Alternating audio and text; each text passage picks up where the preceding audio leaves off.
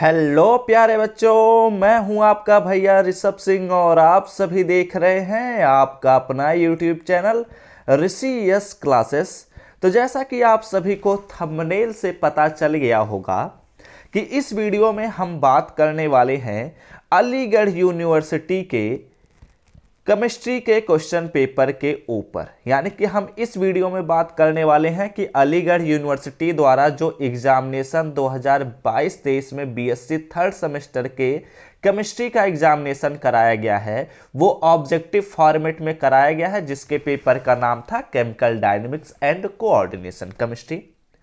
तो आप चाहे किसी भी यूनिवर्सिटी से हो, अगर आपके एग्जाम ऑब्जेक्टिव टाइप के क्वेश्चंस के होंगे तो आप इन क्वेश्चंस को देखिए, प्रैक्टिस करिए। यही क्वेश्चंस आप सभी के एग्जाम में आने के चांसेस भी रहेंगे। और अगर आप अलीगढ़ यूनिवर्सिटी से हैं तो इस वीडियो की सहायता से आप सभी को आंसर की के बारे में पता चल जाएगा। ठीक है, तो चलिए अपने इस वीडियो की शुरुआत करते हैं। आप लोग अपने तैयारी को बनाना चाहते हैं तो आप हमारे चैनल से जुड़ जाइए। लिंक डिस्क्रिप्शन में मिल जाएगा हर एक प्लेलिस्ट का, वहां से जाइए, थर्ड सेमेस्टर के सभी क्लासेस को देखिए। आप सभी की तैयारी सबसे बेस्ट होगी। हम हर क्लास हर एक चैप्टर के हर एक यूनिट के इंपॉर्टेंट क्वेश्चंस को प्रोवाइड कर चुके हैं ऑलरेडी। उन्हीं क्वेश्चंस को पढ़ लीजिए, उसके अलावा आपके एग्जाम में कुछ भी नहीं आएगा एक्स्ट्रा। ठीक है, और इस चैनल पर पहली बार आए होंगे तो सब्सक्राइब करने के साथ बेल आइकन को ऑल पर सेलेक्ट कर लीजिएगा, जिससे हम जैसे ही अगले वीडियो को अपलोड करें, आप सभी को प्रोवाइड करें, जो कि आप सभी के एग्जाम के पॉइंट ऑफ व्यू से इंपॉर्टेंट क्वेश्चन रहेगा, तो वो आप सभी के पास नोटिफिकेशन सबसे पहले पहुंचे। देखो यहां पर एक चीज मैं बता देता हूं, अगर आप अलीगढ़ यूनिवर्सिटी से हैं और आंसर की के तलाश में हैं तो देख लो, यहां पर बुकलेट सीरीज ए पर बात किया जा रहा है। वैसे सभी क्वेश्चन सेम ही रहेंगे, बस क्वेश्चन नंबर बदल जाएंगे, तो थोड़ा ध्यान दीजिएगा। इसमें देखो बताया जा रहा है कि टोटल 1.5 घंटे ही हैं आप सभी के पास। इस यूनिवर्सिटी द्वारा ये सभी चीजें डिसाइड की गई थी कि 1.5 घंटे हैं, 75 नंबर के क्वेश्चंस रहे, 75 नंबर आप सभी को मैक्सिमम मिल सकता है। और यहाँ पर कुछ चीजें ध्यान दीजिएगा। इस पेपर में बताया गया था कि प्रश्न पुस्तिका में 75 प्रश्न हैं। परीक्षार्थियों को किन्हीं 50 प्रश्नों को ही दी गई ओएमआर सीट पर हमें लिखना रहेगा। अगर आप 50 क्वेश्चन से अधिक क्वेश्चंस कर देते हैं तो केवल प्रथम 50 प्रश्नों को ही जोड़ा जाएगा और सभी प्रश्नों को वो लोग छोड़ देंगे। उसके लिए आपको कोई भी एक्स्ट्रा नंबर्स नहीं मिलेंगे। ठीक है, तो चलिए अब हम बात करते हैं अपने सभी क्वेश्चंस पर एक एक करके। देखो ये जो केमिस्ट्री का क्वेश्चन पेपर है, वैसे तो मैं जितने भी लेक्चर्स प्रोवाइड किए हूं, अगर आप उन लेक्चर्स को ही देख लेते तो हर एक इस पेपर से आप लोग 50 क्वेश्चन बहुत ही आसानी से कर सकते थे। मैंने देखा पूरा पेपर, बहुत ही अच्छा क्वेश्चन पेपर बना हुआ है। देखते हैं एक एक करके सभी क्वेश्चंस को अब डिस्कस करते हैं। और इसका पीडीएफ आप सभी को हम डिस्क्रिप्शन में लिंक एक प्रोवाइड कर देंगे टेलीग्राम ग्रुप का, वहां पर जाएंगे तो आप सभी को इसका पीडीएफ भी मिल जाएगा।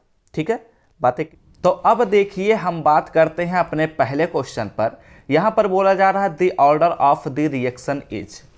किसी भी रिएक्शन की कोटि क्या होती है इसके बारे में हमें बताना है। पहला ऑप्शन कहता है कि नेवर जीरो, कभी जीरो नहीं हो सकता। ये गलत बात है, क्योंकि हम जानते हैं कि जो ऑर्डर ऑफ रिएक्शन होता है वह जीरो भी हो सकता है।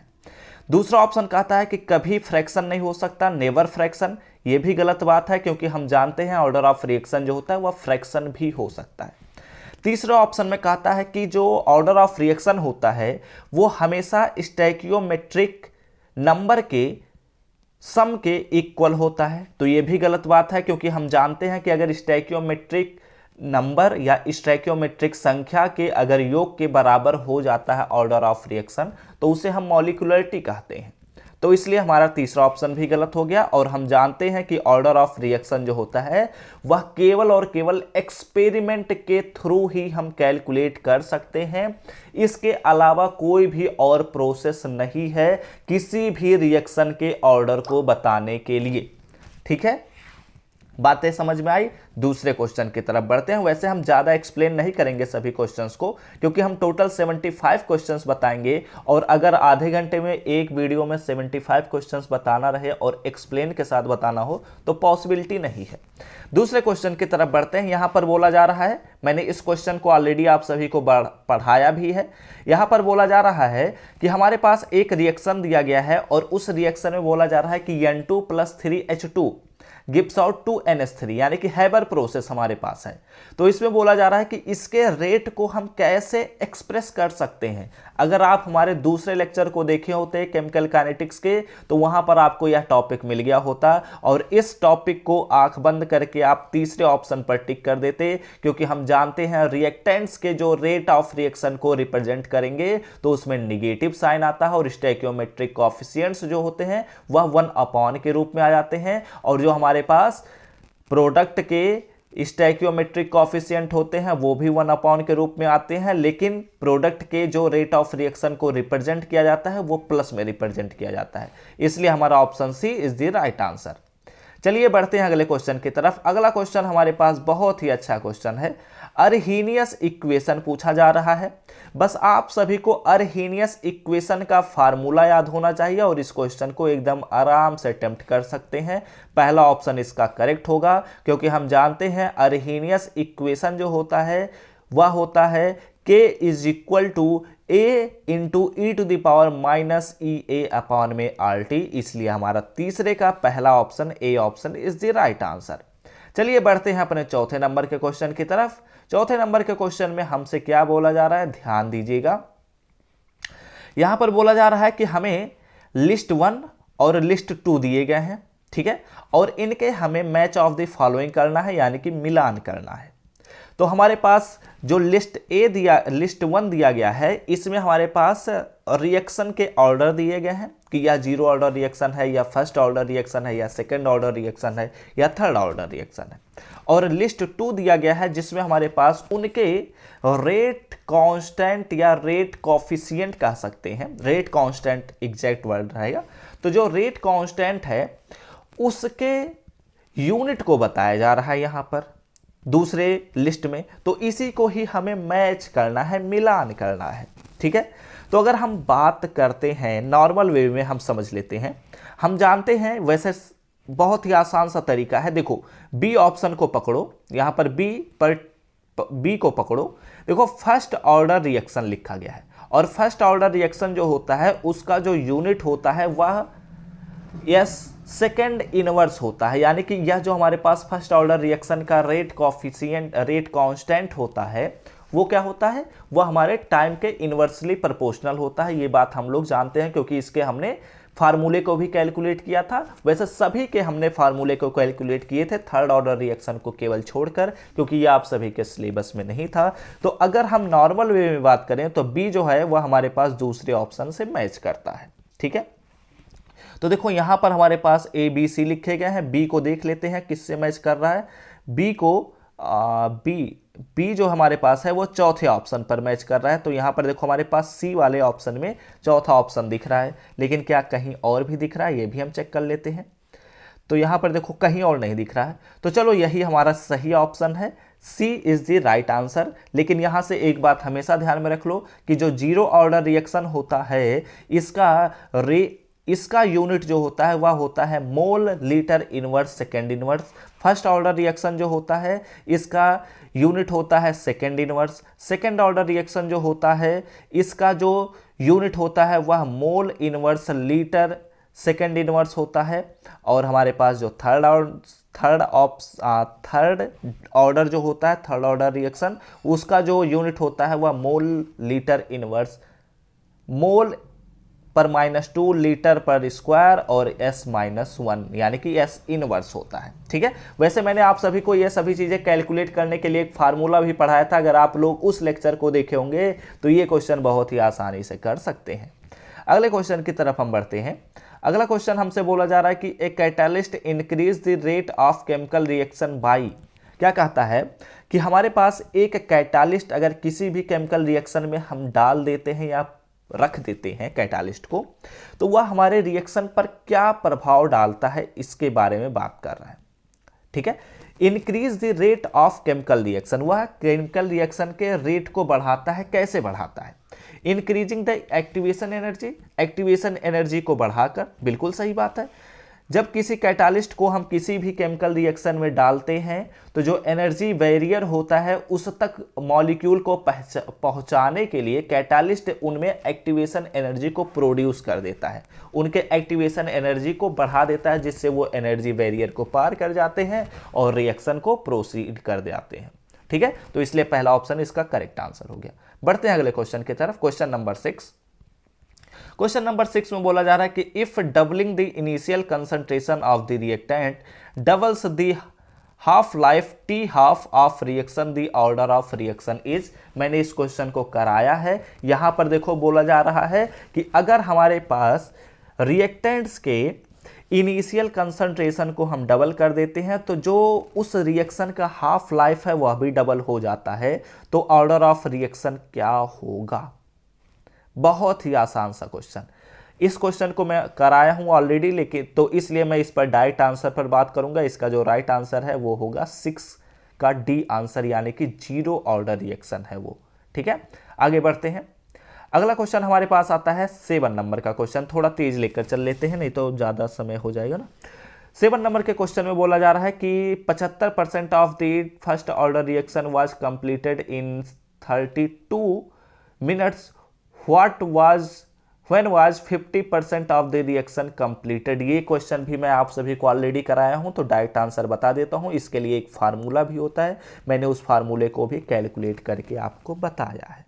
ठीक है, तो इसका जो राइट आंसर है वो हमारे पास है 7 का बी आंसर, क्योंकि हम जानते हैं जो हमारे पास फार्मूला मैंने आप सभी को पढ़ाया, तो यहाँ पर बात करने की ज़्यादा जरूरत नहीं है। अगले क्वेश्चन की तरफ हम बढ़ते हैं। अगले क्वेश्चन नंबर 8 नंबर के क्वेश्चन में बोला जा रहा है, वैसे अगर आप लोगों को ऑब्जेक्टिव क्वेश्चंस के जो मैं बता रहा हूँ कि ये सभी क्वेश्चंस मैं ऑलरेडी पढ़ाया हूँ, इनके सॉल्यूशंस को ऑलरेडी प्रोवाइड किया हूँ अच्छे से समय लेकर, तो अगर आप लोग उन लेक्चर्स को देखना चाहेंगे तो आप लोग केवल यूट्यूब पर सर्च कर लीजिएगा कि BSc 3rd semester objective questions bye ऋषि यस क्लासेस, तो वहाँ पर आपको बहुत सारे ऑब्जेक्टिव क्वेश्चंस मिल जाएंगे। उन सभी लेक्चर्स को देख लीजिएगा। तो आई थिंक हमने 5 से 6 लेक्चर ही प्रोवाइड किया है, उन लेक्चर को देख लेंगे तो आपका काम हो जाएगा।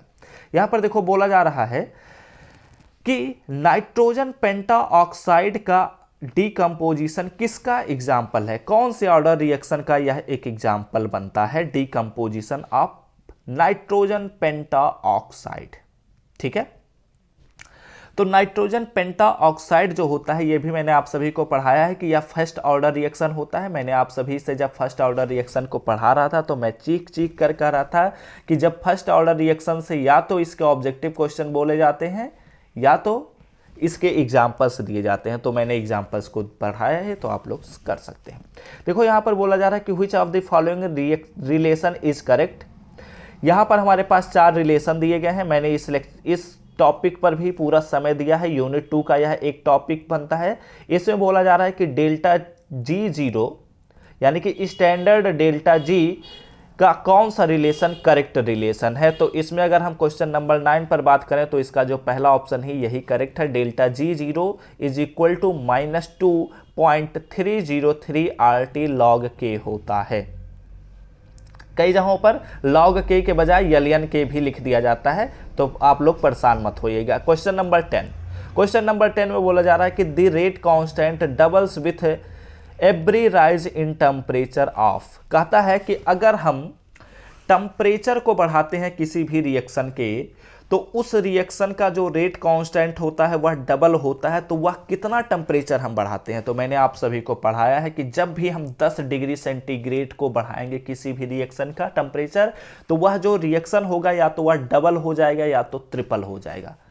ठीक है, 2 से 3 गुना बढ़ जाता है हमेशा। तो 10वें का ए option is the right answer. अगले क्वेश्चन की तरफ बढ़ते हैं। The rate of reaction was found to be equal to the rate constant at any concentration of the reactant. The order of the reaction is। क्या कहता है? ध्यान दीजिएगा। कहता है कि अगर हम the rate of the reaction was found to be equal to the rate constant at any concentration of the reactant, कहता है कि किसी भी रेट ऑफ द रिएक्शन का जो रेट कांस्टेंट है, ठीक है, कोई भी रेट ऑफ रिएक्शन, जैसे हम मान लेते हैं ROR जो हमारे पास है वह डायरेक्टली प्रोपोर्शनल है किसके, रेट कांस्टेंट के किसी भी कंसंट्रेशन पर, चाहे हम 100 कंसंट्रेशन ले लें, चाहे 10 कंसंट्रेशन ले लें, 10 मोल कंसंट्रेशन ले लें, उससे फर्क नहीं पड़ता। लेकिन यह जब बराबर होता है तो बोला जा रहा है कि इस सिचुएशन में हमारे उस रिएक्शन का ऑर्डर क्या था, तो सिंपल सी बात है कि उसका ऑर्डर 0 था, तभी तो K × 1 हुआ है, ठीक है। तो इसलिए हमारा 11 का D option is the right answer. और इस क्वेश्चन को बहुत ही आसानी से कर सकते हैं। फिलहाल अगले क्वेश्चन की तरफ हम बढ़ते हैं।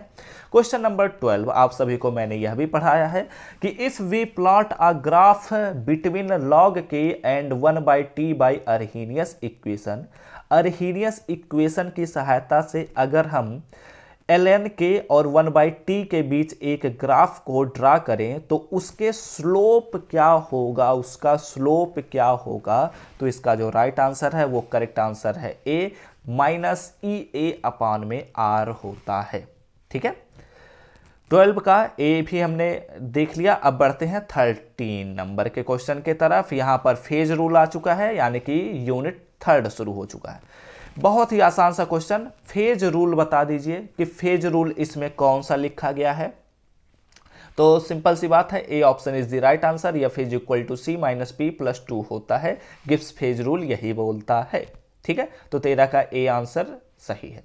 बात करते हैं क्वेश्चन नंबर 4 पर। यहां पर बोला जा रहा है कि ट्रिपल पॉइंट पर डिग्री ऑफ फ्रीडम कितना होता है। मैं कई बार इस चीज को पढ़ा चुका हूं कि ट्रिपल पॉइंट पर जो डिग्री ऑफ फ्रीडम होता है वो होता है 0, यानी कि 14 नंबर का ए option is the right answer. बढ़ते हैं 15 नंबर के क्वेश्चन की तरफ। यहां पर बोला जा रहा है कि the maximum number of phases in the one component system is, एक कंपोनेंट सिस्टम में कितने मैक्सिमम फेजेस पॉसिबल हैं, तो इसका जो राइट आंसर है वो 3 फेजेस पॉसिबल है, यानी कि D option is the right answer, ठीक है। अगले क्वेश्चन की तरफ बढ़ते हैं। यहां पर बोला जा रहा है कि find out number of components of this system CO3 gives out CaO + CO2, ठीक है। रिएक्शन आपको दिख नहीं रहा होगा, मैंने प्रोनाउंसिएट कर दिया कि CaCO3 gives out CaO + CO2। तो ये हमारे पास कौन सा रिएक्शन है, कितने नंबर ऑफ कंपोनेंट्स का यह रिएक्शन है। ये रिएक्शन भी मैं आप सभी को ऑलरेडी पढ़ाया हूं।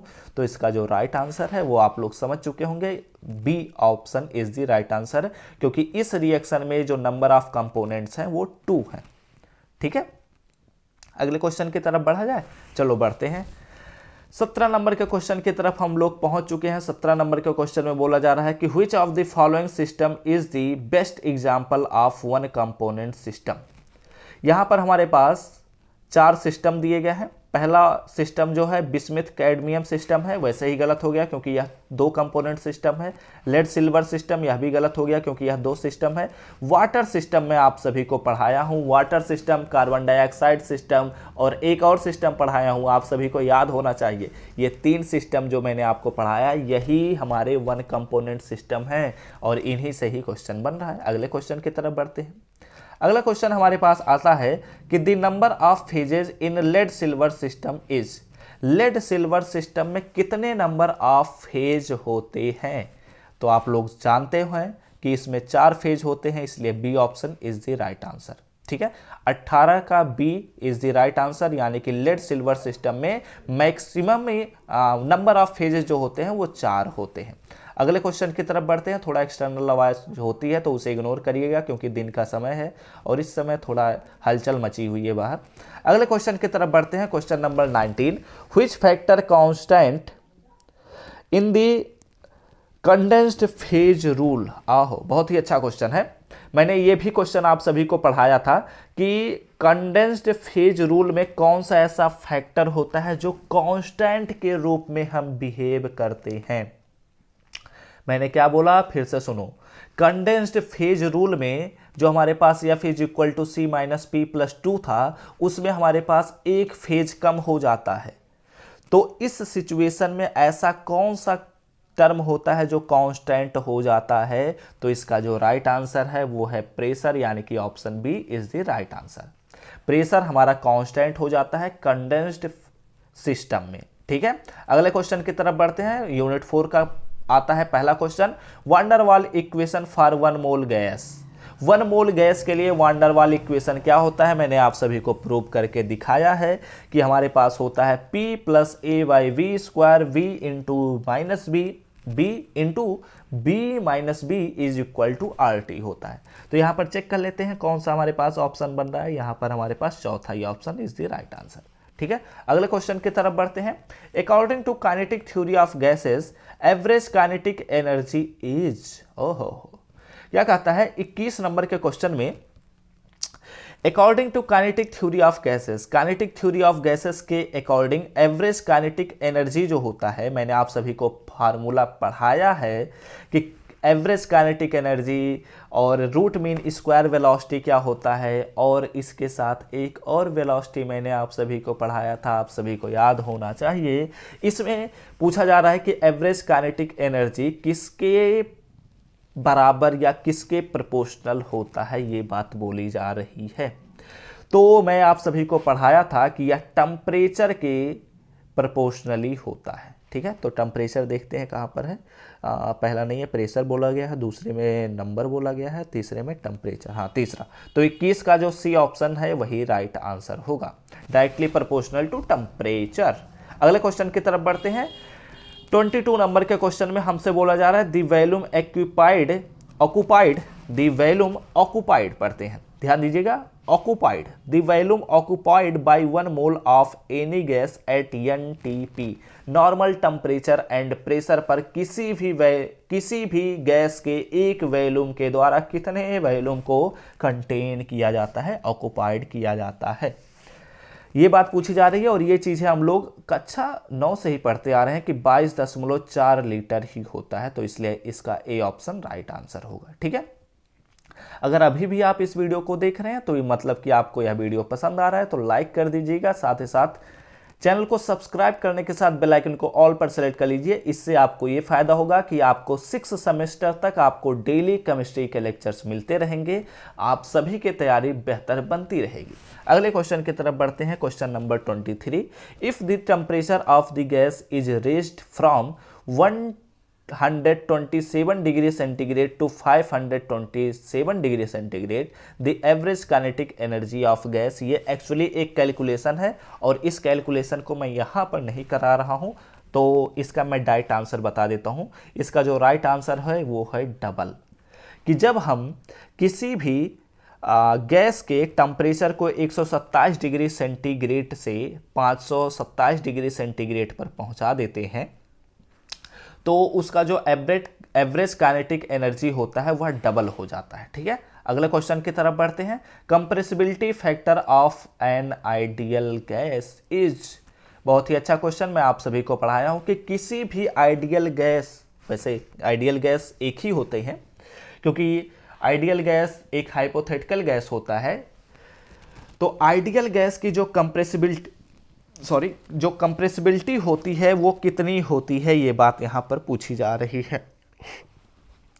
तो इसका जो राइट आंसर है वो 1 होता है, यानी कि Z = 1 इसमें पाया जाता है, यानी कि C option is the right answer. 25 number के क्वेश्चन की तरफ हम बढ़ते हैं। Which one is not correct,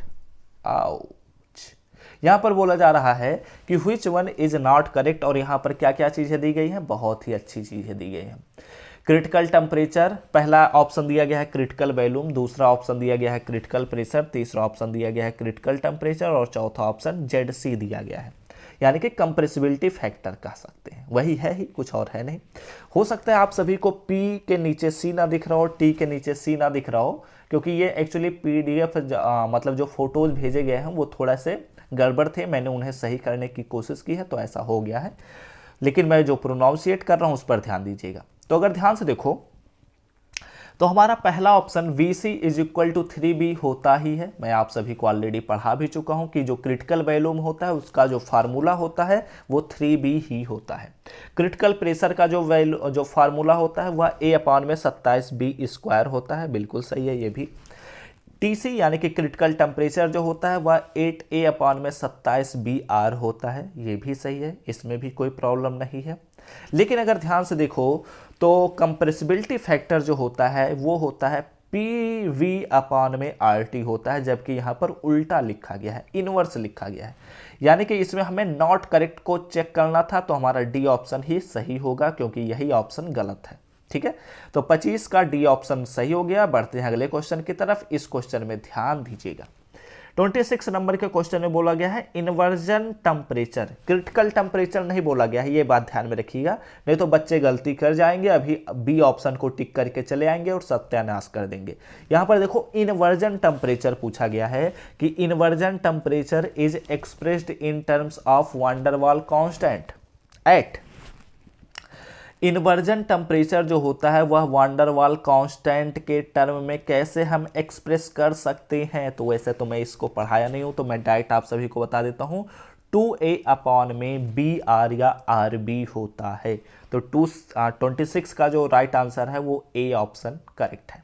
अगले क्वेश्चन की तरफ हम बढ़ते हैं। All gases obey the ideal gas law at. Question में यहां पर बोला जा रहा है all the gases obey the ideal gas law at. देखो क्या बोला जा रहा है, हम जानते हैं कि जो आइडियल गैस इक्वेशन या आइडियल गैसेस होते हैं वो हर टेम्परेचर और हर प्रेशर पर आइडियल गैस इक्वेशन को सेटिस्फाई करते हैं या postulates of ideal gas equation को सेटिस्फाई करते हैं। लेकिन जो हमारे रियल गैसेस होते हैं वो केवल एक खास कंडीशन में ही आइडियल गैस इक्वेशन को सेटिस्फाई करते हैं, और उस खास कंडीशन को हम कहते हैं low pressure and high temperature. जब प्रेशर लो होगा, यानी कि 27 का ए ऑप्शन सही है, जब प्रेशर लो होगा और टेम्परेचर हाई होगा तभी हमारे जो रियल गैसेस होते हैं वो आइडियल गैस की तरह व्यवहार कर सकते हैं। करते नहीं है, कर सकते हैं, ऐसा माना जाता है। ठीक है, 28 पर हम बात करते हैं। क्वेश्चन नंबर 28, यहां पर बोला जा रहा है कि RMS speed is directly proportional to the square root of. देखो RMS यानी कि रूट मीन स्क्वायर वेलोसिटी या speed is directly proportional to the square root of. बहुत ही अच्छा question. Root mean square velocity मैं आप सभी को ऑलरेडी पढ़ाया हूं। यहां पर पूछा जा रहा है कि रूट मीन स्क्वायर वेलोसिटी किसके डायरेक्टली प्रोपोर्शनल होता है, किसके, रूट स्क्वायर के डायरेक्टली प्रोपोर्शनल होता है। तो मैं आप सभी को पढ़ाया था, आप सभी को पता होना चाहिए। मैं आप सभी से कहा था कि जो हमारे पास RMS होता है, VRMS जो होता है वो हमारे पास इन्वर्सली डायरेक्टली प्रोपोर्शनल होता है स्क्वायर रूट ऑफ किसके, टेम्परेचर के। ठीक है, तो इसलिए यहां पर हमारा ए ऑप्शन जो है वही करेक्ट ऑप्शन है। अगले क्वेश्चन की तरफ बढ़ते हैं। 29 नंबर के क्वेश्चन पर। 29 नंबर के क्वेश्चन में बोला जा रहा है कि which one of the following expression is correct. यहां पर बोला जा रहा है कि कौन सा एक्सप्रेशन करेक्ट है। तो अगर यहाँ पर ध्यान से देखा जाए तो van der Waal equation for n mole of gases, तो यहाँ पर 29 नंबर के क्वेश्चन में देखा जाए तो हमारा जो वान डेर वाल इक्वेशन है वो गलत लिखा गया है, क्योंकि यहाँ पर यानी स्क्वायर लिखा गया है। हो सकता है आपको ना दिख रहा हो, लेकिन मैं प्रोनाउंसिएट कर देता हूँ। लिखा गया है P + n²a² / v²। तो देखो यहाँ पर यानी स्क्वायर होता ही नहीं है, मैं आप सभी को पढ़ा चुका हूँ, तो हमारा ए ऑप्शन गलत हो गया। बी ऑप्शन पर बात करते हैं। क्रिटिकल टेम्परेचर 8a/27b² लिखा गया है, ऐसा नहीं होता। हम जानते हैं कि जो क्रिटिकल टेम्परेचर होता है वह होता है 8a/27br होता है, लेकिन यहाँ पर b² लिखा गया है, यानी कि बी ऑप्शन भी गलत हो गया। क्रिटिकल प्रेशर पर अगर हम बात करते हैं तो PC = a/27b² होता है, बिल्कुल सही, यानी कि सी ऑप्शन यही करेक्ट है। ठीक है, अगले क्वेश्चन की तरफ बढ़ते हैं। अगला question, which of the following is an example of real gas. देखो 30 नंबर के क्वेश्चन में पूछा जा रहा है कि कौन सा ऐसा गैस है जो रियल गैस का एग्जाम्पल है चारों ऑप्शन में से। तो एक चीज ध्यान से सुन लेना, इस वीडियो में जितने भी हमारे पास नोबल गैसेस होते हैं, यानी कि अक्रिय गैसेस जो होते हैं वो आइडियल गैस की तरह लगभग व्यवहार करते हैं। ठीक है, तो अगर ध्यान से देखो तो ऑर्गन जो है वह भी आइडियल गैस हो गया, जेनॉन जो है वह भी आइडियल गैस हो गया, क्रिप्टॉन जो है वह भी आइडियल गैस हो गया, लेकिन जो मीथेन है वह रियल गैस बनेगा, इसलिए डी ऑप्शन इसका राइट होगा। ठीक है, मैंने क्या बोला है कि जितने नोबल गैसेस होते हैं वो आइडियल गैस की तरह व्यवहार कर सकते हैं, करते नहीं हैं, क्योंकि आइडियल गैस जो होता है वह केवल एक हाइपोथेसिस है, वो एक्चुअल में कभी भी एग्जिस्ट नहीं करता। 1 नंबर के क्वेश्चन में बोला जा रहा है the equilibrium at the value of delta G is, मतलब डेल्टा जी का वैल्यू क्या होगा जब इक्विलिब्रियम में हमारा रिएक्शन होगा। तो इसका जो करेक्ट आंसर है वो मैं आप सभी को ऐसे ही डायरेक्ट बता सकता हूं, क्योंकि इक्विलिब्रियम में जो डेल्टा जी का वैल्यू होता है वह 0 ही होता है। तो इसके लिए ए ऑप्शन राइट आंसर होगा। अगले क्वेश्चन की तरफ बढ़ते हैं। 32 नंबर के क्वेश्चन में बात करते हैं। तो यहां पर बोला जा रहा है कि वांट हाफ इक्वेशन इज, काफी अच्छा क्वेश्चन। वांट हाफ इक्वेशन के बारे में बताइए, और अच्छा घुमाया है, क्योंकि इसमें अगर ध्यान से देखो तो जब भी बुक में पढ़ेंगे तो 2.303 के टर्म में कभी नहीं दिया रहता वांट हाफ इक्वेशन, लेकिन यहाँ पर क्वेश्चन में बोला जा रहा है। तो मैं फिलहाल तो आप सभी को डायरेक्ट ही बताने वाला हूँ। इसका 32 नंबर का जो क्वेश्चन का राइट आंसर है वो डी ऑप्शन ही है, क्योंकि जो वांट हाफ इक्वेशन होता है वह डी अपॉन में डी टी लॉग के पी, के पी मतलब क्या, कॉन्स्ट, ये भी एक इक्विलिब्रियम कांस्टेंट है जो प्रेशर के टर्म में लिखा गया है। डेल्टा एच 0 अपॉन में 2.303 RT स्क्वायर होता है। ठीक है, अगले क्वेश्चन की तरफ बढ़ते हैं। अगला क्वेश्चन बहुत ही अच्छा क्वेश्चन, उसी से रिलेटेड हमारे पास बनता है। 33 नंबर का question, in the expression delta H 0 upon में RT square is equal to D, यहाँ पर ln के लिखा गया है। ठीक है, यानी कि लॉग के अपॉन में dt, जहां पर k क्या कहलाता है। तो जो k है वो मैं अभी आप सभी को प्रोनाउंसिएट किया कि जो हमारा k लिखा गया है या kp जो लिखा गया है उसे इक्विलिब्रियम कांस्टेंट कहते हैं। तो इसलिए सी ऑप्शन इसका करेक्ट हो जाएगा। ठीक है, 34 नंबर का क्वेश्चन जो हो सकता है आप सभी लोगों को थोड़ी सी प्रॉब्लम कर सकती है। 34 नंबर का क्वेश्चन में बोला जा रहा है कि ईटा जो होता है वह विस्कोसिटी में कौन सा कांस्टेंट होता है। तो इसका भी right answer A he option है, वह रेजिटिव कांस्टेंट होता है। ठीक है, अगले क्वेश्चन की तरफ बढ़ते हैं, यानी कि प्रतिरोधकता नियतांक, इंग्लिश में ना सही तो हिंदी में ही सही। अगले क्वेश्चन की तरफ बढ़ते हैं। देखो अगला क्वेश्चन मैं आप सभी को पढ़ाया हूं बहुत ही अच्छे से। यूनिट 2 का क्वेश्चन बनता है, लासातेलिए और ब्राउनेज प्रिंसिपल इज एप्लीकेबल ऑन। ठीक है, लासातेलिए का और ब्राउने का जो सिद्धांत है, जिसे हम लासातेलिए के प्रिंसिपल के नाम से ही ज़्यादा जानते हैं, वह किस पर एप्लीकेबल है। क्या वह फिजिकल इक्विलिब्रियम पर, केमिकल इक्विलिब्रियम पर, ना तो फिजिकल इक्विलिब्रियम पर ना तो केमिकल इक्विलिब्रियम पर, या फिर फिजिकल और केमिकल दोनों इक्विलिब्रियम पर। तो इसका जो राइट आंसर है वो डी ही होगा, क्योंकि यह फिजिकल और केमिकल इक्विलिब्रियम दोनों पर ही एलिजिबल है। ठीक है, तो हमने इस पेपर के 50 क्वेश्चंस को अटेम्प्ट कर लिया है। अगर वीडियो अच्छा लगा हो तो अभी भी लाइक कर सकते हैं। कमेंट करके जरूर बताइएगा कि क्या आप सभी को ये लेक्चर पसंद आ रहे हैं या नहीं, और चैनल पर पहली बार आए होंगे तो सब्सक्राइब करने के साथ बेल आइकन को ऑल पर सेलेक्ट कर लीजिएगा। 36 नंबर के क्वेश्चन पर हम बात करते हैं। The following is called permanent gas. यहाँ पर हमारे पास 4 ऑप्शन दिए गए हैं। चारों ऑप्शन में से एक ऐसा गैस है जो हमेशा गैसियस ही होता है। तो यहाँ पर 36 में 4 ऑप्शन दिए गए हैं, ammonia, hydrogen gas, nitrogen gas और हमारे पास कार्बन डाइऑक्साइड। तो ये जो हमारे पास करेक्ट आंसर है वो C option is the right answer, यानी कि N2 जो गैस है वही हमारा परमानेंट गैस कहलाता है। 37 नंबर के क्वेश्चन में बात करते हैं। ये भी एक न्यूमेरिकल है, लेकिन मैं डायरेक्ट आप सभी को आंसर बताऊंगा। Calculate the pH of A 10⁻⁸ mole solution of HCl in water. ठीक है, तो मैं डायरेक्ट ही आंसर बताने वाला हूं। 37 नंबर का जो राइट आंसर है वो है 6 से 7 के बीच होता है।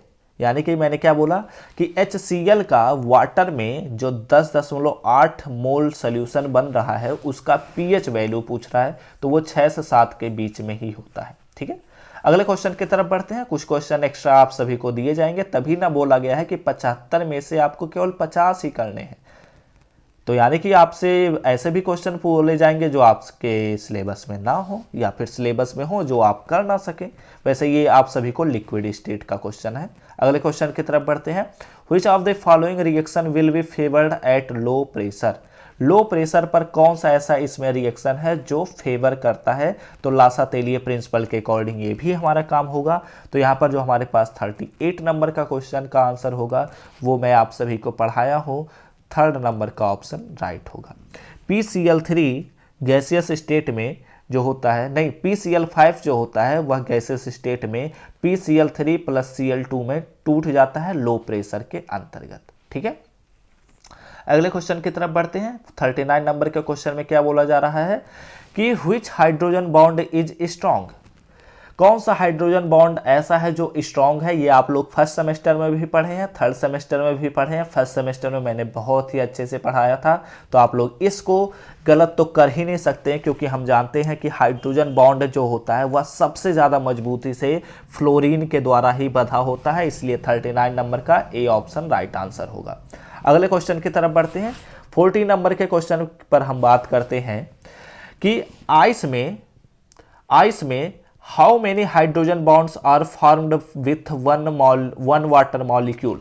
देखो, मैंने वाटर मॉलिक्यूल का जब हाइड्रोजन बॉन्डिंग पढ़ा रहा था, तो उसमें मैंने आप सभी को बहुत ही अच्छे से समझाया था कि एक वाटर मॉलिक्यूल द्वारा 4 हाइड्रोजन बॉन्ड बनते हैं, क्योंकि उसमें 2 हाइड्रोजन एटम होते हैं और दोनों हाइड्रोजन एटम अलग अलग मॉलिक्यूल से जुड़ सकते हैं। इस प्रकार वे दोनों हाइड्रोजन एटम 4 हाइड्रोजन बॉन्ड बना सकते हैं। ठीक है, इसलिए हमारे पास यहाँ पर सी ऑप्शन करेक्ट होगा। 40 का सी ऑप्शन यानी कि 4 होता है। ठीक है, अगले क्वेश्चन की तरफ बढ़ते हैं। वैसे ये क्वेश्चन बहुत ही अच्छा क्वेश्चन है, क्योंकि इस क्वेश्चन में बहुत बच्चे गलती करेंगे, क्योंकि वो 2 पर टिक करके आएंगे और वो वहीं पर गलत हो जाएंगे, क्योंकि इसका जो राइट आंसर है वो सी होगा, 4 हाइड्रोजन बॉन्ड बनाते हैं। ठीक है, अगले क्वेश्चन की तरफ बढ़ते हैं।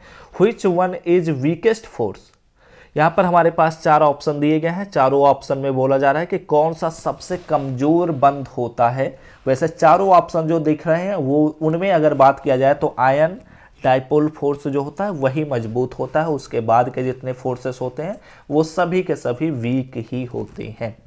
ठीक है, तो इसमें काफ़ी दिमाग लगाने वाली चीज़ है, तो इसका जो राइट आंसर है वो डी ऑप्शन ही है, क्योंकि इसमें डाइपोल, इंड्यूस्ड डाइपोल फोर्स जो होता है वह एक इंड्यूस्ड फोर्स की सहायता से जुड़ा होता है, इसलिए ये थोड़ा कमज़ोर होता है औरों की तुलना में। ठीक है, तो 41 का D option is the right answer. 42 number के क्वेश्चन पर बात करते हैं।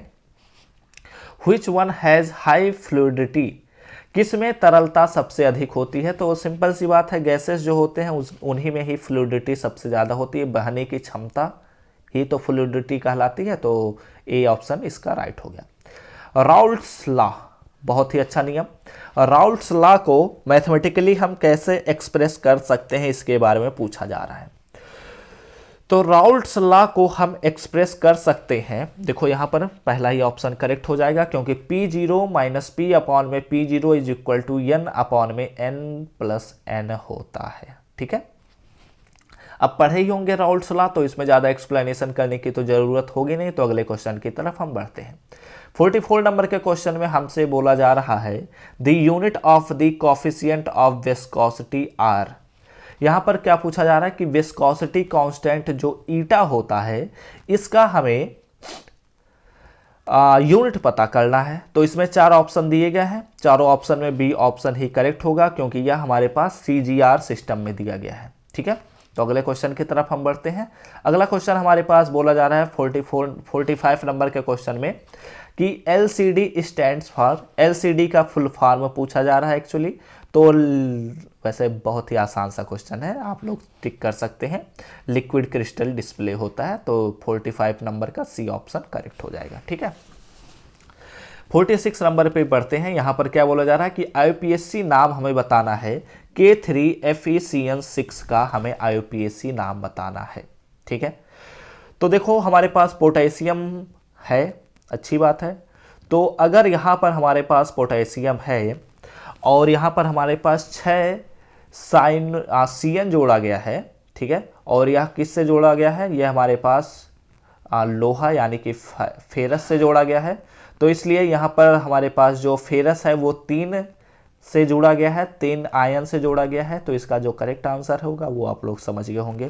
देखो 3 कहाँ लिखा गया है, यहीं पर ही केवल लिखा गया, और कहीं भी आपको दिख रहा है, नहीं दिख रहा है। तो यही सी ऑप्शन ही करेक्ट होगा। इसका जो IUPAC नाम होता है वह पोटेशियम हेक्सासाइनोफेरेट 3 होता है। ठीक है, अगले क्वेश्चन की तरफ बढ़ते हैं। 47 नंबर के क्वेश्चन में हमसे बोला जा रहा है the coordination number of PT in the complex PTEN2Cl2 2+ is. हमारे पास एक कॉम्प्लेक्स दिया गया है, कोऑर्डिनेशन कंपाउंड दिया गया है, इसमें बोला जा रहा है कि पीटी का कोऑर्डिनेशन नंबर कितना होता है। ठीक है, तो अगर इसमें हम 47 नंबर पे, बहुत ही आसान सा क्वेश्चन है, इसमें कुछ ज़्यादा बताने की ज़रूरत नहीं है। 47 का डी ऑप्शन करेक्ट होगा, क्योंकि 2 यहाँ से, 2 यहाँ से और 2 प्लस हमारे पास ऊपर ऑलरेडी है। 2 2 4 2 6 हो जाएंगे। ठीक है, अगले क्वेश्चन की तरफ बढ़ते हैं। 48 नंबर के क्वेश्चन में हमसे बोला जा रहा है कि which one compound show isomerism. 4 option दिए गए हैं, इन चारों कंपाउंडों में से, कॉम्प्लेक्स कंपाउंडों में से हमें एक ऐसा ऑप्शन सेलेक्ट करना है जिसमें आइसोमेरिज्म शो किया जाता है। ठीक है, तो इसका बहुत ही आसान सा आंसर है A option is the right answer. अगले क्वेश्चन की तरफ बढ़ते हैं, यानी कि AgNH3 का 2 टाइम्स प्लस जो चार्ज होता है कॉम्प्लेक्स कंपाउंड, यही हमारे पास आइसोमेरिज्म शो कर सकता है। अगला क्वेश्चन जो हमारे पास आता है, the given pair of compounds, यहाँ पर 2 कंपाउंड्स दिए गए हैं, इज एन एग्जाम्पल ऑफ, ये किसके एग्जाम्पल हैं, ये बात पूछी जा रही है। तो यहाँ पर देखो, तो SO4 यहाँ पर बाहर लिखा गया है, NO3 यहाँ पर अंदर लिखा गया है, और यहाँ पर SO4 अंदर हो गया है, NO3 बाहर हो चुका है। तो सिंपल सी बात है, ये आयोनाइजेशन आइसोमेरिज्म ही है। ठीक है, 49 का सी ऑप्शन करेक्ट हो गया। अगले क्वेश्चन की तरफ बढ़ते हैं। एडेटा, बहुत ही अच्छा क्वेश्चन। एडेटा क्या है?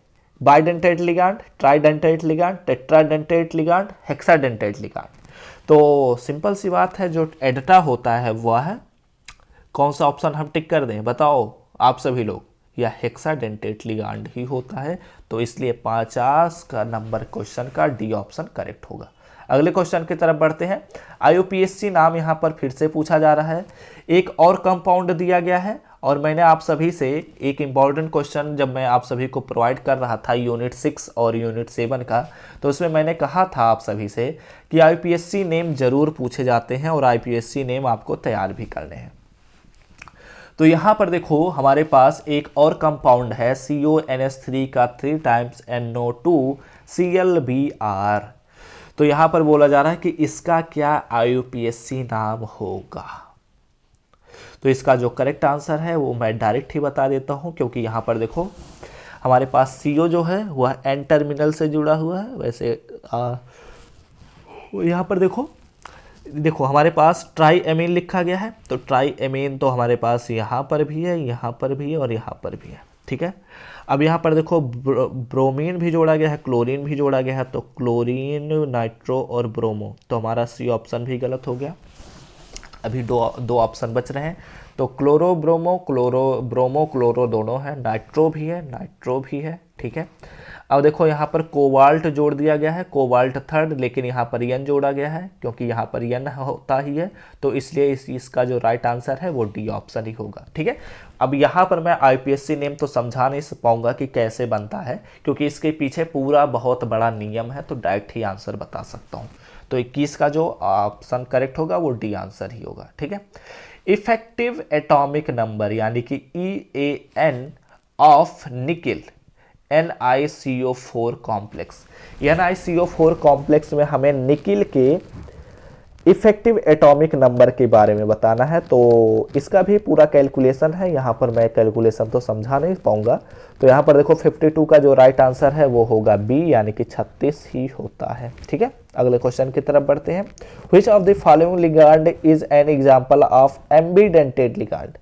एम्बीडेंटेड लिगांड का कौन सा एग्जाम्पल है, इसमें बात बोली जा रही है। तो इसका जो राइट आंसर है वो बी ऑप्शन है, क्योंकि यस CN माइनस जो होता है वह एक एम्बीडेंटेड लिगांड का बहुत ही अच्छा एग्जाम्पल होता है। ठीक है, अगले क्वेश्चन की तरफ बढ़ते हैं।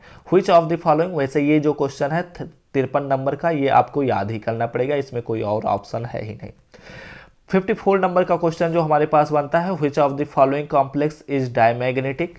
कौन सा ऐसा कंपाउंड हमारे पास लिखा गया है जो कि डायमैग्नेटिक है।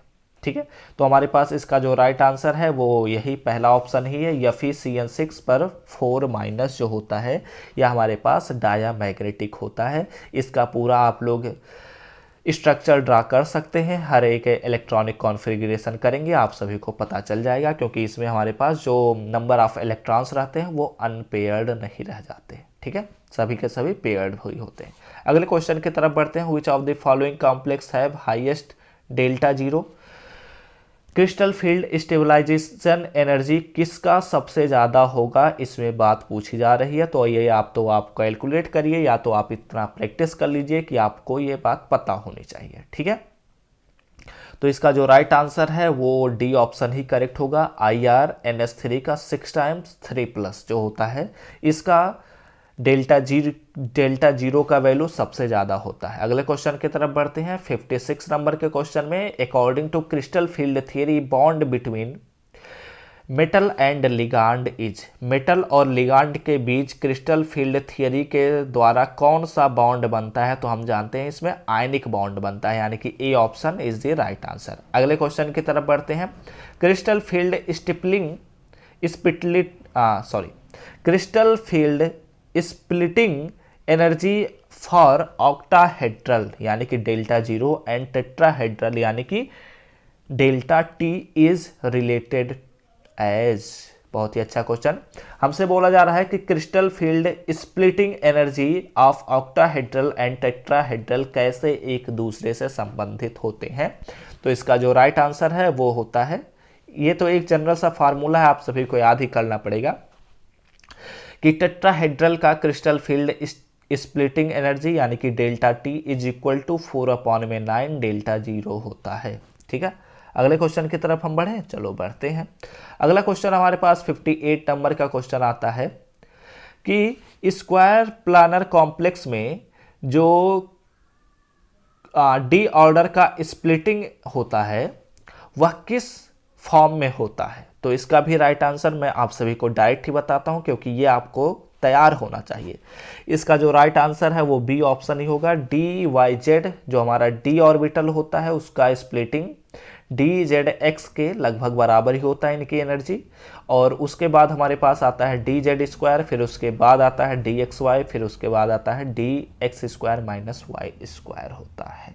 ठीक है, अगले क्वेश्चन की तरफ बढ़ते हैं। 59 नंबर के क्वेश्चन में यहाँ पर बोला जा रहा है कि a pair of strongest and weakest ligand is, देखो ये जो हमारे पास क्वेश्चन है ना 59 नंबर का क्वेश्चन, इसमें मुझे डाउट है कि ये क्वेश्चन किस प्रकार से बनाया गया है। आई थिंक ये क्वेश्चन गलत भी है, क्योंकि अगर बात किया जाए ध्यान से देखो CN- जो है, देखो एक तो पहली बात तो इसमें क्वेश्चन में बोला जा रहा है कि स्ट्रॉन्गेस्ट और वीकेस्ट लिगांड का हमें बात करना है, यानी कि यहाँ पर जो हमारे पास लिखे गए लिगांड होंगे ये तो स्ट्रॉन्गेस्ट होने चाहिए, और यहाँ पर जो हमारे पास लिगांड लिखे गए हैं ये वीकेस्ट होने चाहिए, ये तो पहला कंडीशन है।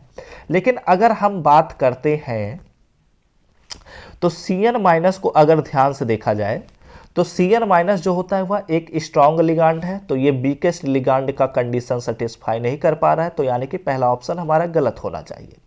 दूसरे ऑप्शन पर बात करते हैं तो NH3 जो होता है वह भी एक स्ट्रॉन्गेस्ट लिगांड होता है, तो हमारा बी ऑप्शन भी गलत होना चाहिए।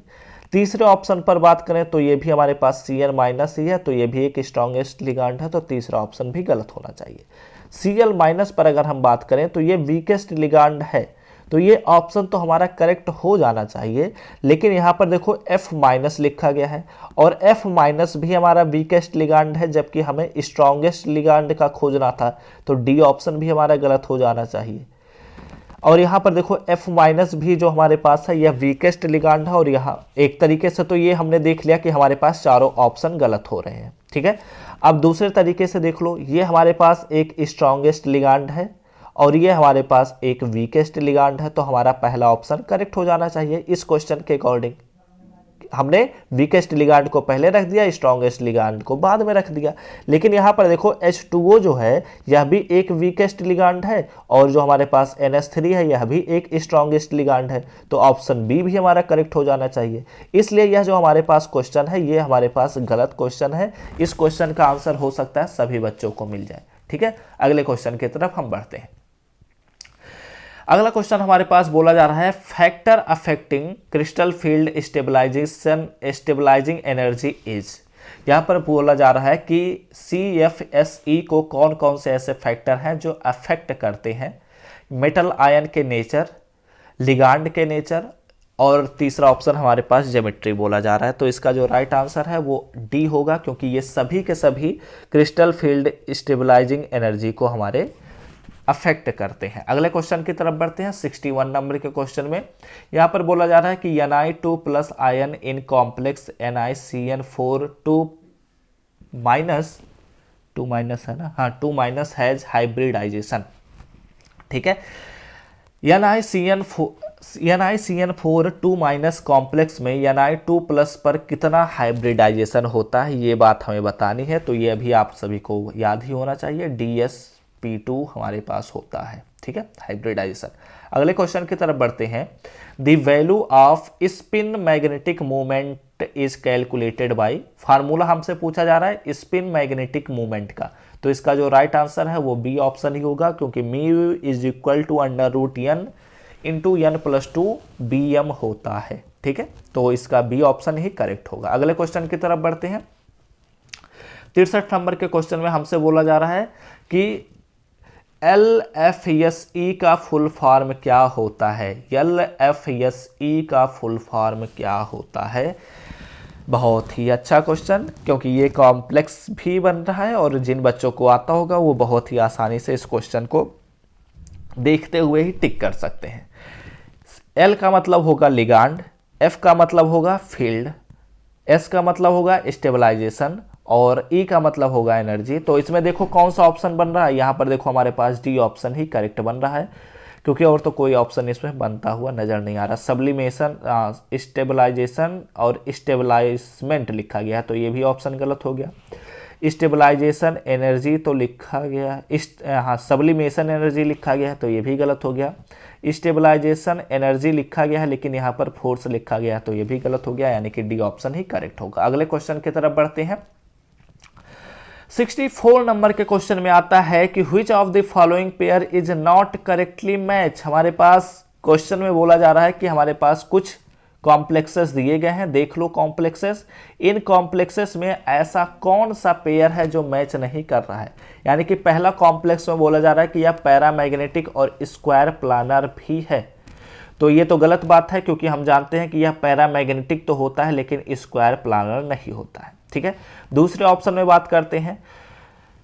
तो यहाँ पर चलो मैं डायरेक्ट ही आप सभी को आंसर बता देता हूँ, क्योंकि हर एक क्वेश्चन हर एक ऑप्शन पर बात करना थोड़ा मुश्किल है। ठीक है, क्योंकि हर एक ऑप्शन को अगर हम समझाने लगेंगे तो वीडियो वैसे भी ऑलरेडी बड़ा हो चुका है और भी बड़ा हो जाएगा। तो इसका जो राइट आंसर है वो यही सी ऑप्शन करेक्ट होगा कि K2 NiCN4 जो होता है यह डायामैग्नेटिक भी होता है और स्क्वायर प्लानर भी होता है। ठीक है, अगले क्वेश्चन की तरफ बढ़ते हैं। चलो 65 नंबर के क्वेश्चन पर हम आ चुके हैं। यहाँ पर बोला जा रहा है कि COEN2Cl2 जो होता है इसके द्वारा कितने नंबर ऑफ आइसोमर्स को शो किया जा सकता है। ठीक है, तो ये आप लोग अगर कॉम्प्लेक्स कंपाउंड को अगर पढ़े होंगे तो आप लोग समझ सकते हैं कि इसका जो राइट आंसर है वो 4 ही होगा, क्योंकि इसके द्वारा केवल और केवल 4 आइसोमर्स शो किए जा सकते हैं। ठीक है, अगले क्वेश्चन की तरफ बढ़ते हैं। 66 नंबर के क्वेश्चन में, तो 66 नंबर में क्वेश्चन में इस क्वेश्चन को मैं आप सभी के लिए छोड़ देता हूं। वैसे मैंने इस क्वेश्चन पर ज़्यादा ध्यान नहीं दिया है, तो मैं अभी फिलहाल इसका आंसर नहीं बता सकता हूं, लेकिन किसी और वीडियो में मैं इसके आंसर पर बात करूंगा। ठीक है, लेकिन जहां तक मुझे लगता है इसका जो डी आंसर है वही करेक्ट होगा, लेकिन फिलहाल मैं इस क्वेश्चन पर बाद में किसी और लेक्चर में बात कर लूँगा। अगले क्वेश्चन की तरफ बढ़ते हैं। 67 नंबर के क्वेश्चन में बोला जा रहा है कि the number of micro states for P2 is, P2 के लिए कितने माइक्रो स्टेट्स होते हैं, ये बात पूछी जा रही है। तो इसका जो करेक्ट आंसर है वो 15 ही होगा, यानी कि ए ऑप्शन सही है। ठीक है, अगर आपको 66 नंबर क्वेश्चन का आंसर पता होगा तो आप लोग इस वीडियो के नीचे कमेंट कर दीजिएगा, आप लोगों के आंसर को हम देख लेंगे। अगर सही होगा तो वो आप सभी के कमेंट को हम पिन कर देंगे। अगले क्वेश्चन की तरफ बढ़ते हैं। 68 नंबर के क्वेश्चन की तरफ आते हैं। 68 नंबर के क्वेश्चन में हमसे बोला जा रहा है कि अगर L = 2 होगा और S = 1 होगा तो एनर्जी लेवल की संख्या कितनी होगी। ठीक है, तो एनर्जी लेवल की संख्या जो हमारे पास होती है वो होती है 15। इसके पीछे एक कैलकुलेशन है, आप लोगों को फार्मूला पता होना चाहिए।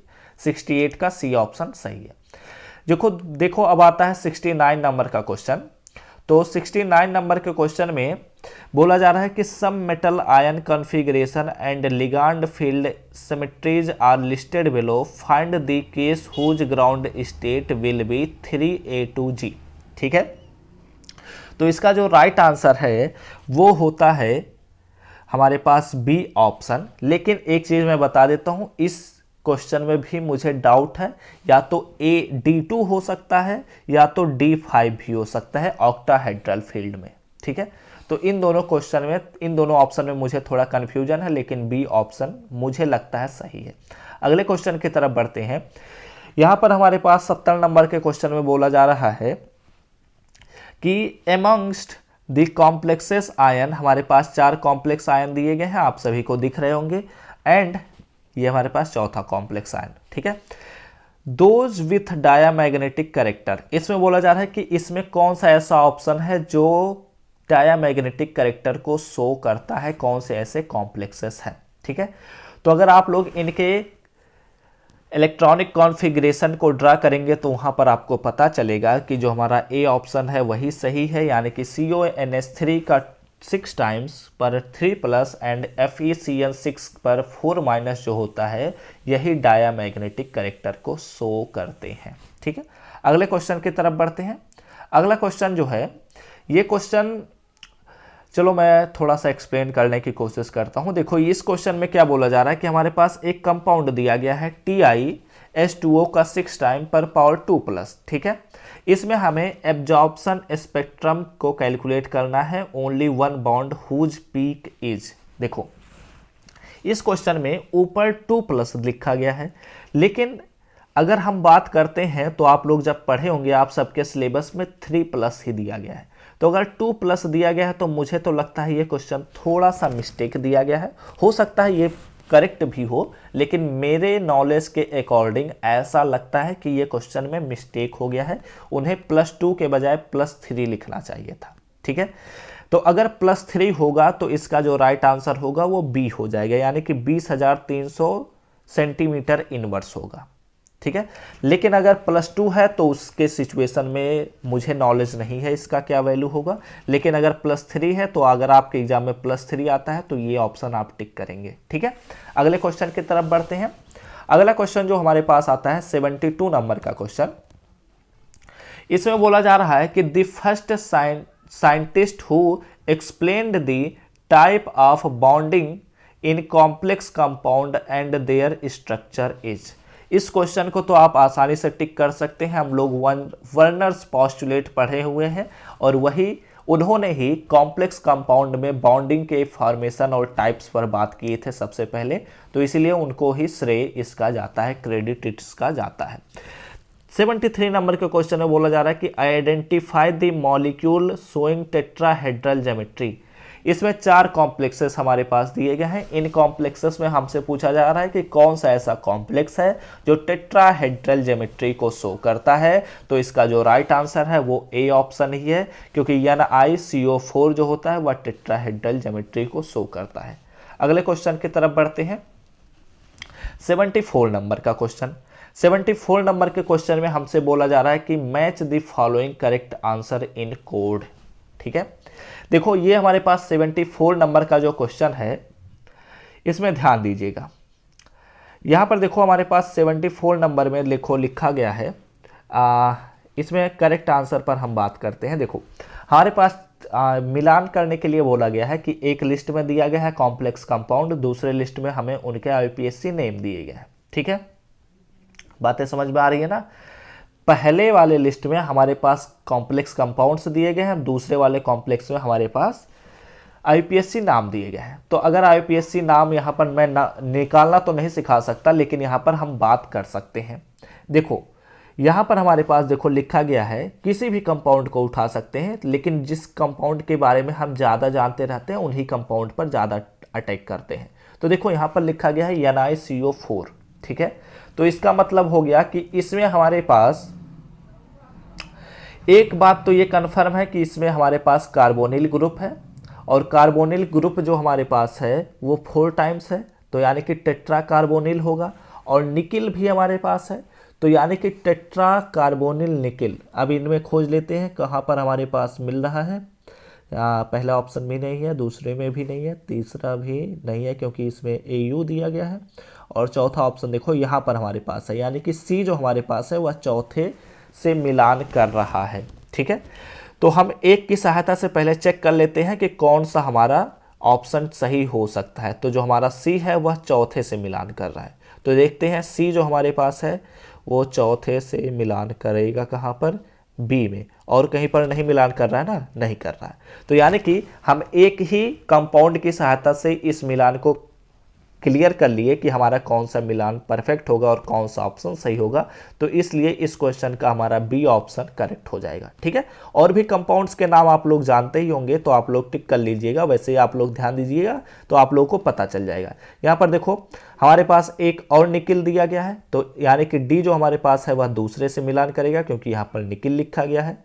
ऐसे ही सभी क्वेश्चंस को आप लोग देख सकते हैं। ठीक है, अगले क्वेश्चन की तरफ बढ़ते हैं। यहाँ पर देखो 6 लिखा गया है, यानी कि हेक्सा बनेगा, यानी कि ये जो हमारे पास यहाँ मिलान करेगा और ये जो हमारे पास है वो तीसरे से मिलान कर जाएगा और काम खत्म हो गया।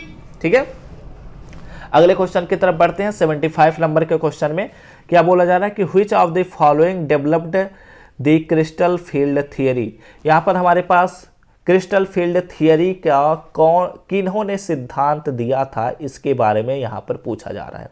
तो इसके पीछे तो हाइने बेर्थ थे, तो हाइने बेर्थ हमारे पास बी ऑप्शन में दिख रहे हैं, लेकिन वीएन ल्यूक भी दिए गए हैं, तो यही हमारा बी ऑप्शन ही करेक्ट होगा क्योंकि इन दोनों लोगों ने मिलकर ही इस थियरी को दिया होगा। ठीक है, तो हमने इस पीडीएफ के इस पेपर के 75 क्वेश्चंस को अटेम्प्ट कर लिए हैं। आप लोगों को समझ में आ चुका होगा हर एक क्वेश्चन। मुझे उम्मीद है अगर आप लोग इस क्वेश्चन के द्वारा प्रैक्टिस कर रहे थे तो आप सभी के क्वेश्चन में जितने भी सही हुए होंगे आप लोग टिक करके बता दीजिएगा, कमेंट करके बता दीजिएगा। और ध्यान में रखिए इस पीडीएफ को मैं आप सभी को टेलीग्राम ग्रुप में प्रोवाइड कर दूंगा, जिसका लिंक आप सभी को डिस्क्रिप्शन में मिल जाएगा। यूजर नेम आप सभी को स्क्रीन पर दिख रहा होगा। आप हमें इंस्टाग्राम पर भी फॉलो कर सकते हैं, लिंक आप सभी को डिस्क्रिप्शन में मिल जाएगा। ठीक है, तो इसी के साथ इस वीडियो को समाप्त करते हैं क्योंकि वीडियो बड़ा हो ही चुका है और इस पीडीएफ को हम लिंक डिस्क्रिप्शन में मिल जाएगा। आप सभी लोग जाकर ज्वाइन कर सकते हैं टेलीग्राम ग्रुप से। और वीडियो अच्छा लगा हो तो लाइक कर दीजिएगा, साथ ही साथ कमेंट करके बताइएगा कि क्या आप सभी के कितने क्वेश्चन सही बन रहे हैं और अपने प्रिपरेशन को बेहतर बनाना चाहते हैं, नेक्स्ट सेमेस्टर के क्लासेस को प्राप्त करना चाहते हैं, तो जरूर सब्सक्राइब करने के साथ बेल आइकन को ऑल पर सेलेक्ट कर लीजिएगा। तो हम सब मिलते हैं फ्रेंड नेक्स्ट लेक्चर में, तब तक पढ़ते रहिए, संघर्ष करते रहिए और सफल होते रहिए।